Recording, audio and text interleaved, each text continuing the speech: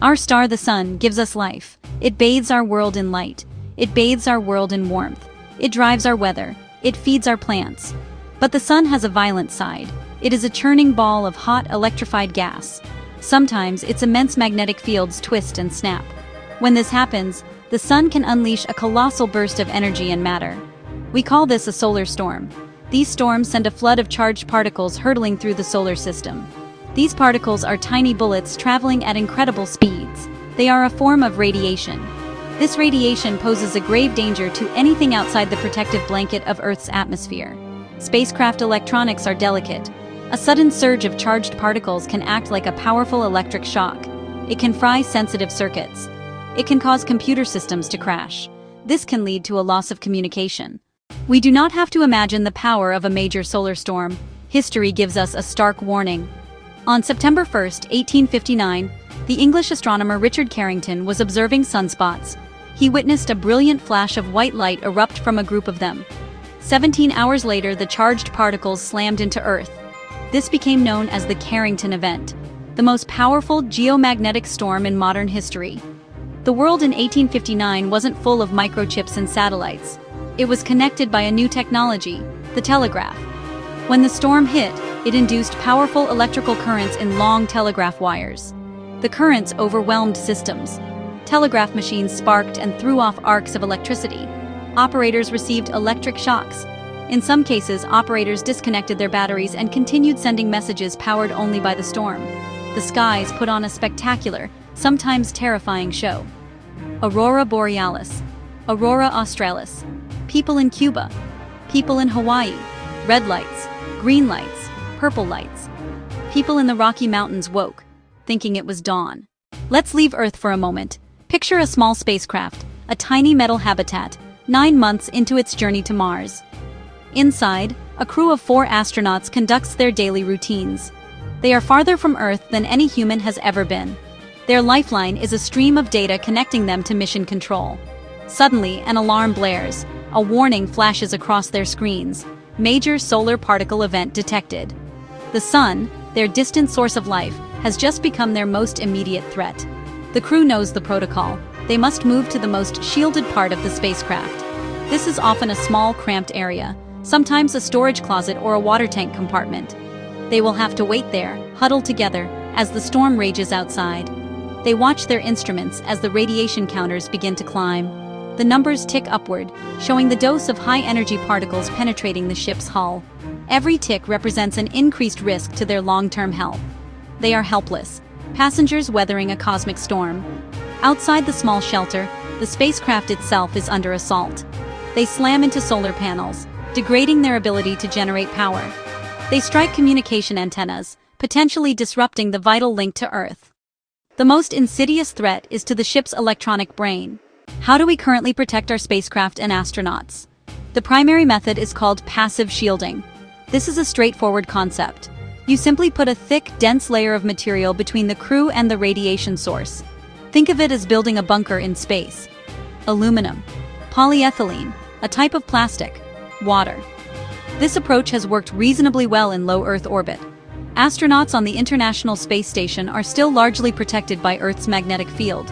But for deep space missions, passive shielding has a major drawback: weight. To effectively block the most dangerous high-energy particles from a solar storm, or from deep space, you need a lot of mass. You would need spacecraft walls that are incredibly thick and heavy. This creates a fundamental conflict with the laws of rocket science. Every extra pound you add requires more fuel to launch. More fuel means a bigger, more expensive rocket. The extra mass makes the spacecraft harder to accelerate, harder to steer, harder to slow down when it reaches its destination. This severely limits what we can do. It restricts the amount of scientific equipment, supplies, and living space we can send on a mission. We are caught in a trade-off. Our planet has its own elegant solution to the problem of solar radiation.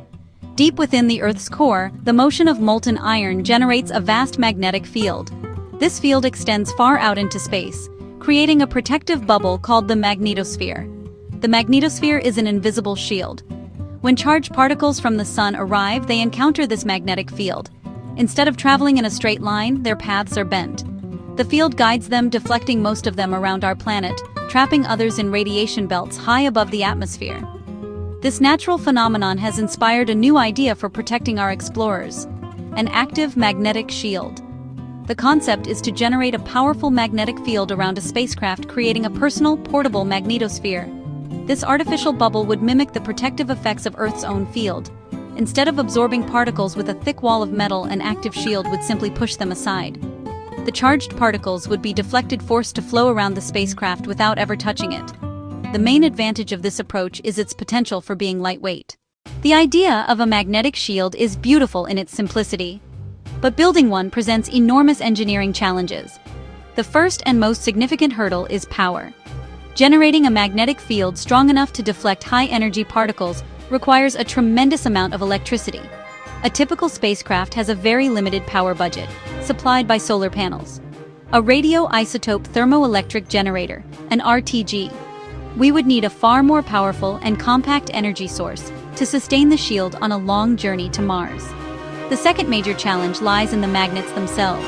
To create a large, powerful field without melting the wires, we would need superconductors. A superconductor conducts electricity with zero resistance, no energy lost as heat.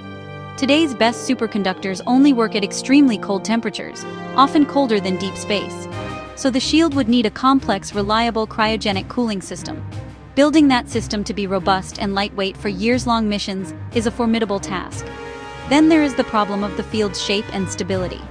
The magnetic field must extend far enough from the spacecraft to protect the entire habitat, including astronauts on a spacewalk. It must also be stable and not interfere with the spacecraft's electronics or instruments. A strong magnetic field exerts powerful forces on the superconducting coils that create it. The support structure must be incredibly strong to stop the magnets tearing themselves apart, yet it must also be lightweight. Imagine a future where these challenges have been overcome. A new generation of interplanetary ships is being assembled in Earth's orbit. Sleek and larger than their predecessors, they are not weighed down by tons of bulky shielding. Instead, as a ship prepares for its journey, a faint, shimmering glow envelops it. This is its active magnetic shield powering up, an invisible cocoon of force preparing to protect its precious cargo. The ship departs for Mars, its crew safe from the sun's unpredictable rage. This technology would not just enable safer trips to Mars, it would unlock the entire solar system. Astronauts could work on a permanent lunar base without constantly worrying about radiation exposure from sudden solar events. Missions to the asteroid belt to mine for resources would become more feasible. With robust radiation protection, we could design ships for even longer journeys, perhaps to the moons of Jupiter, perhaps to the moons of Saturn.